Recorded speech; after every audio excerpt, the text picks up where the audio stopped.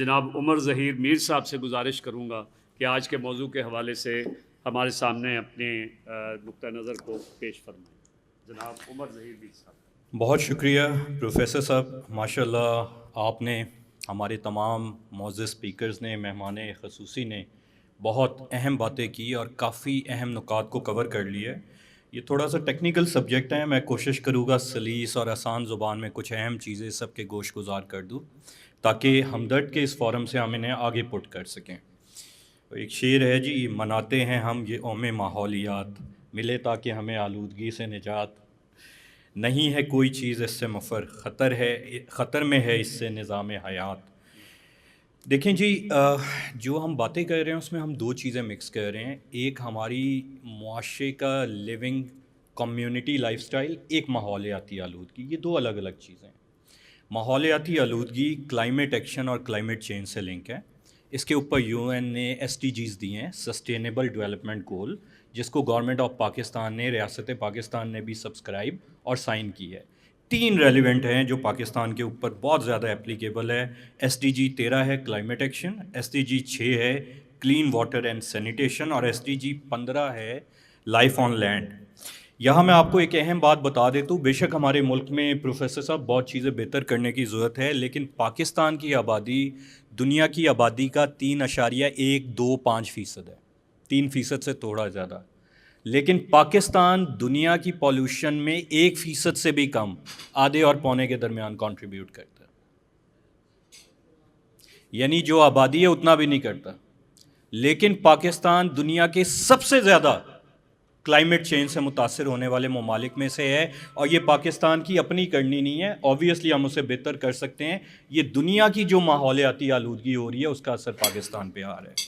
پاکستان پہ جی اس کے جو میجر اثرات ہیں اس کے حوالے سے بات کرنے سے پہلے 2 اہم باتیں بتا دوں کیونکہ وقت کی کمی ہے.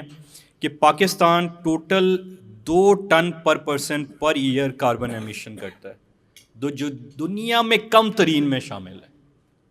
اور گورنمنٹ آف پاکستان 2030 تک اس میں بھی 50% کمی کی کمٹمنٹ کر چکی ہے، اور کم از کم آن پیپر کمٹمنٹ کے مطابق سولر، ونڈ اور ہائیڈرو انرجی میں انویسٹ کرنا ہے. اس کی وجہ یہ ہے کہ ہماری جو ماحولیاتی آلودگی ہے وہ سب سے زیادہ 46% ہماری انرجی کی وجہ سے ہوتی ہے. ہم بھٹے جلاتے ہیں دوسری چیزیں توانائی حاصل کرنے کے لیے. اس کے بعد 43% ہے جو ہمارے ایگریکلچر کی وجہ سے ہوتی ہے. وقت کی کمی ہے، موٹی موٹی بات کر دیتا ہوں. یہ علی صاحب کو میں دے دوں گا تاکہ ہمدرد کی طرف سے جو جانی ہے ریزولوشن اس میں شامل ہو جائے. کلائمیٹ چینج کا جی پاکستان پہ جو امپیکٹ ہے اس کو 5 میجر ایریاز میں آپ ڈیوائڈ کر سکتے ہیں. ہماری زراعت، ایگریکلچر، جس پہ کراپ ڈیمیج، واٹر سکیرسٹی، پانی کی کمیابی، اور ہماری زرعی زمین کا کم ہونا، نقصان، لاس شامل ہے. دوسرا ہماری معیشت ہے جس میں ہمیں معاشی نقصانات ہے اور ہماری فوڈ انسیکیورٹی ہے. ماحولیات جس میں جیسے ہمارے مہمان گرامی نے فرمایا ہماری گلیشیئرز کی میلٹنگ، سی لیول کا بڑھنا جس سے ہماری زمین کم ہونے کا خطرہ ہے، اور ہماری ڈی فارسٹیشن اور سوئل ایروجن جس سے اگین ہماری زراعت کو نقصان پہنچ رہا ہے. چوتھا ہماری نیشنل سیکیورٹی ہے. ان تمام چیزوں کی وجہ سے ہماری اکانومی متاثر ہو رہی ہے، ہماری فوڈ، ہیومن اور انوائرمنٹل سیکیورٹی نیگیٹیولی امپیکٹ ہو رہی ہے جو ملک کی نیشنل سیکیورٹی کو متاثر کر رہی ہے. اور آخری فلڈ اور ڈراؤٹس کے نتیجے میں جو ہمیں ایکسٹریم سچویشن فیس کرنی پڑتی ہے اس کا نقصان بتا دوں.